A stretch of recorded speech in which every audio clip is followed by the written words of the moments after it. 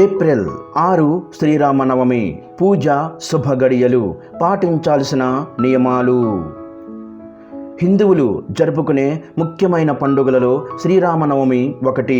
ప్రతి సంవత్సరం చైత్ర శుద్ధ నవమి నాడు శ్రీరామనవమి పండుగ వస్తుంది. పునర్వసు నక్షత్రపు కర్కాటక లగ్నంలో సరిగ్గా అభిజిత్ ముహూర్తంలో అంటే మధ్యాహ్నం 12 గంటలకు శ్రీరాముడు జన్మించాడు. శ్రీరాముడు జన్మించిన రోజున శ్రీరామనవమి పండుగను జరుపుకుంటారు. అలాగే సీతారాముల కళ్యాణం కూడా ఈ రోజునే జరిగిందని పురాణాలు చెబుతున్నాయి. ఈ సంవత్సరం శ్రీరామనవమి ఎప్పుడు వచ్చింది? అలాగే ఈ వీడియో చూసే ముందు జై శ్రీరామ్ అని ఒక చిన్న కామెంట్ చేయండి. అలాగే శ్రీరామనవమి రోజున ఎలాంటి పద్ధతులను పాటించాలి అనే ముఖ్యమైన విషయాల గురించి ఇప్పుడు ఈ వీడియోలో మనం తెలుసుకుందాం. ఈ నెల ఏప్రిల్ 6వ తేదీన ఆదివారం నాడు శ్రీరామనవమి వచ్చింది. శ్రీరామనవమి వచ్చేలోపు ఇల్లంతా శుభ్రం చేసుకొని ఇంట్లో ఉన్న పాత వస్తువులను తీసేయండి. శ్రీ విశ్వావసునామ సంవత్సరంలో వచ్చే మొట్టమొదటి పండుగలలో శ్రీరామనవమి ఒకటి. కాబట్టి శ్రీరామనవమి రోజున కొన్ని నియమాలను పాటించడం ద్వారా ఈ కొత్త సంవత్సరం అంతా మీకు బాగా కలిసి వస్తుంది. కాబట్టి శ్రీరామనవమి పండుగ వచ్చేలోపు శ్రీరాముల వారి విగ్రహాన్ని కానీ ఫోటోను కానీ ఇంటికి తెచ్చుకోండి. ఈ పండుగ పర్వదినాన రాముల వారి విగ్రహాన్ని పూజ గదిలో ప్రతిష్ఠించుకుంటే డబ్బు పరంగా మీ ఇంటికి బాగా కలిసి వస్తుంది. అంతులేని ఐశ్వర్యాన్ని రాముల వారు ప్రసాదిస్తారు. శ్రీరామనవమి నాడు పూజలు చేసేవారు కొన్ని శుభముహూర్తాలలో ఇంట్లో పూజ చేసుకోవాలి. రాముల వారి పూజకు అత్యంత అనువైన సమయం ఏప్రిల్ 6 ఉదయం 11 గంటల నుంచి మధ్యాహ్నం 1:30 వరకు ఉంటుంది. అలాగే బ్రహ్మ ముహూర్తంలో పూజలు చేయాలనుకునేవారు ఏప్రిల్ 6 ఉదయం 4:30 నుంచి 5 గంటల 20 నిమిషాల వరకు చేసుకోవచ్చు. అలాగే సాయంత్రం సమయంలో పూజ చేసుకోవాలనుకుంటే సాయంత్రం 6 గంటల 41 నిమిషాల నుంచి 7 గంటల వరకు పూజ చేసుకోవచ్చు. ఈ ఘడియలు చాలా శక్తివంతమైనవి. కాబట్టి శ్రీరామనవమి రోజున ఇంట్లో పూజ చేసేవారు ఈ సమయాల్లో మాత్రమే ఇంట్లో పూజ చేసుకోండి. రాముల వారి అనుగ్రహంతో మీ కుటుంబానికి మంచి జరుగుతుంది. శ్రీరామనవమి రోజున చేసే పూజల వల్ల కోటి రెట్ల పుణ్య ఫలితాన్ని పొందవచ్చు. శ్రీరాముడిని పూజించడం వల్ల సకల పాపాలు తొలగిపోయి సకల ఐశ్వర్యాలు మీ ఇంటికి ప్రాప్తిస్తాయి. శ్రీరామనవమి రోజున పూజ చేసేవారు పసుపు రంగు లేదా ఎరుపు రంగు వస్త్రాలను ధరిస్తే చాలా మంచిది. ఎవరైతే పసుపు లేదా ఎరుపు రంగు వస్త్రాలను ధరిస్తారో అలాంటి వారికి విపరీతమైన అదృష్టం కలిసి వస్తుంది. జీవితంలో ఐశ్వర్యానికి కొరత ఏర్పడదు. అలాగే చామంతి పూలు, సన్నజాజులు, ఎర్ర గులాబీ పూలతో సీతారాములను పూజిస్తే విశేషమైన పుణ్య ఫలితం దక్కుతుంది. అన్నిటికన్నా ముఖ్యంగా ఈ శ్రీరామనవమి పండుగ పర్వదినాన ప్రతి ఒక్కరూ పిండి దీపాలు వెలిగించాలి. ఈ పండుగ రోజున పిండి దీపాలు వెలిగిస్తే మీరు కోరుకున్న కోరికలన్నీ వెంటనే నెరవేరుతాయి. 10 తరాల ఐశ్వర్యం మీ కుటుంబానికి లభిస్తుంది. కాబట్టి శ్రీరామనవమి రోజున ఇంట్లో పూజ చేసేటప్పుడు బియ్యం పిండితో 2 పిండి ప్రమిదలను తయారు చేసి అందులో ఆవు నెయ్యి పోసి ఇంట్లో పూజ చేసుకోవాలి. పిండి దీపాలకు చాలా శక్తి ఉంటుంది. అందులోనూ శ్రీరామనవమి రోజున పిండి దీపాలు వెలిగిస్తే ఊహించలేనంత అదృష్టం కలుగుతుంది.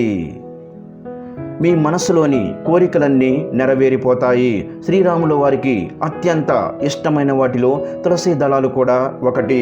కాబట్టి ఇంట్లో పూజ చేసేటప్పుడు మీ పూజ గదిలో కొన్ని తులసి దళాలను తప్పనిసరిగా పెట్టుకోండి.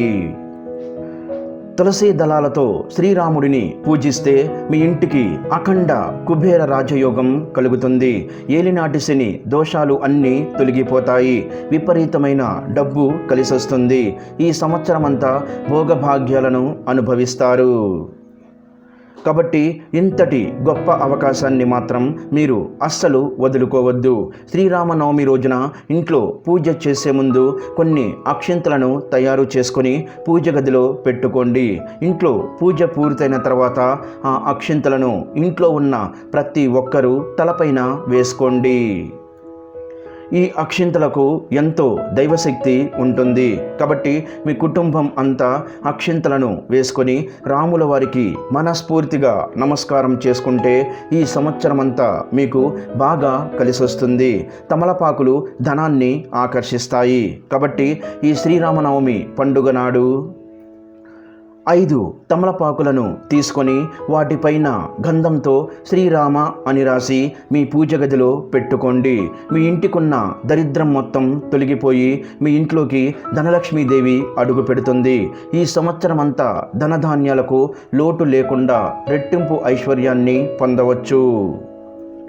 అలాగే పూజలో నైవేద్యంగా వడపప్పు అలాగే బెల్లం పానకాన్ని స్వామివారికి నివేదించాలి. అయితే నైవేద్యానికి పానకాన్ని తయారు చేసేటప్పుడు అందులో కొన్ని తులసి దళాలను కూడా వేయండి. ఈ పానకాన్ని ప్రసాదంగా స్వీకరిస్తే శ్రీ విశ్వావసునామ సంవత్సరం అంతా ఎలాంటి అనారోగ్య సమస్యలు రాకుండా ఆయురారోగ్యాలతో అష్టైశ్వర్యాలతో జీవిస్తారు. ఈ రోజున సీతారాములను పూజించడం ద్వారా దాంపత్య జీవితంలో ప్రేమానురాగాలు పెరుగుతాయి. లక్ష్మీదేవి ప్రసన్నురాలవుతుంది. మీ ఇంటి సంపద పెరుగుతుంది. సీతాదేవి అంటే లక్ష్మీదేవి స్వరూపం. కాబట్టి ఈ రామనవమి రోజున శ్రీరాముడితో పాటు సీతాదేవిని కూడా పూజిస్తే లక్ష్మీదేవి ఆశీస్సులు మీకు సంపూర్ణంగా లభిస్తాయి. శ్రీరామనవమి రోజున చాలామంది ఉపవాసం ఉంటారు. అయితే పండుగ రోజున ఉపవాసం చేసేవారు ఒక పూట మాత్రమే భోజనం చెయ్యాలి. ఈ రోజున చేసే ఉపవాసాలకు అనంత కోటి పుణ్య ఫలితాన్ని పొందవచ్చు. ఈ రోజున రామాయణం చదివినా రామాయణాన్ని విన్నా సరే రాముల వారి సంపూర్ణ అనుగ్రహం మీకు లభిస్తుంది. శ్రీరామనవమి రోజున ప్రతి విష్ణు ఆలయంలో సీతారాముల కళ్యాణాన్ని నిర్వహిస్తారు. కాబట్టి వివాహం కానివారు సీతారాముల కళ్యాణంలో ఉపయోగించే అక్షింతలను తలపైన చల్లుకుంటే వివాహం కానివారికి అతి త్వరలో వివాహం అవుతుందని పండితులు చెబుతున్నారు. శ్రీరామనవమి ఆదివారం వచ్చింది. కాబట్టి ఈ పండుగ పర్వదినాన ఉదయం స్నానం చేసి సూర్య భగవానుడికి నమస్కారం చేసుకొని ఆర్ఘ్యం సమర్పిస్తే జాతక దోషాలన్నీ తొలగిపోయి విపరీతమైన ఐశ్వర్యం కలిసొస్తుంది. అలాగే ఈ సంవత్సరం అంతా డబ్బు కొరత ఏర్పడకుండా ఉంటుంది. ఈ రోజున తప్పకుండా పేదవారికి దాన ధర్మాలు చెయ్యండి. శ్రీరామనవమి రోజున చేసే దానాలకు ఎంతో పుణ్య ఫలితం లభిస్తుంది. 1 రూపాయి దానం చేసినా సరే 1,000,000 రెట్ల పుణ్య ఫలితాన్ని పొందవచ్చు. రాముని విగ్రహం లేనివారు ఏం చెయ్యాలంటే శ్రీరామనవమి రోజు ఒక వెండి నాణెం లేదా రాగి నాణెం తీసుకొని దానికి ఆవు పాలతో అభిషేకం చేసుకోవాలి. ఇలా చేసినా కూడా రాముల వారి విగ్రహానికి అభిషేకం చేసిన పుణ్య ఫలితం కలుగుతుందంటున్నారు మన వేద పండితులు. అలాగే శ్రీరామనవమి రోజు దగ్గరలో ఉన్న రామాలయానికి వెళ్ళి సీతారాముల కళ్యాణం చూడడం, అక్షింతలు ఇంటికి తెచ్చుకోవడం, వాటిని శిరస్సున ధరించడం ద్వారా వివాహ దాంపత్య సమస్యలన్నీ కూడా తొలగిపోతాయి. ఇంట్లో ఎవరైనా తీవ్రమైన ఆరోగ్య సమస్యలతో బాధపడేవారు, కారణం తెలియని అనారోగ్యంతో బాధపడుతున్నవారు, అపమృత్యు దోషాల వల్ల తరచూ ఇబ్బందులు ఎదుర్కొంటున్నవారు శ్రీరామనవమి నాడు ఈ మంత్రాన్ని జపిస్తే మంచి ఫలితం లభించడంతో పాటు బ్రహ్మాండమైన ఆయురారోగ్యాలు సిద్ధిస్తాయంటున్నారు జ్యోతిష్య నిపుణులు. ఇంతకీ ఆ మంత్రం ఏమిటంటే యక్షి ఓం ఉం స్వాహ. నవమి రోజు ఎవరైనా ఈ మంత్రాన్ని 108 సార్లు మార్నింగ్ 10 నుంచి 12 మధ్య చదువుకోవడం ద్వారా అద్భుతమైన ఫలితాలను పొందవచ్చు. ఈ వీడియో గనక మీకు నచ్చినట్లయితే ప్లీజ్ లైక్ చేసి మీ ఫ్రెండ్స్కి షేర్ చేయండి. అలాగే మా కొత్త వీడియోస్ మీకు వెంటనే చేరాలంటే మా ఛానల్ని సబ్స్క్రైబ్ చేసుకొని పక్కనే ఉన్నటువంటి బెల్ ఐకాన్ని ప్రెస్ చేయండి. ధన్యవాదములు. ఈ వీడియోని లైక్ చేసి తర్వాత వీడియోని చూడండి.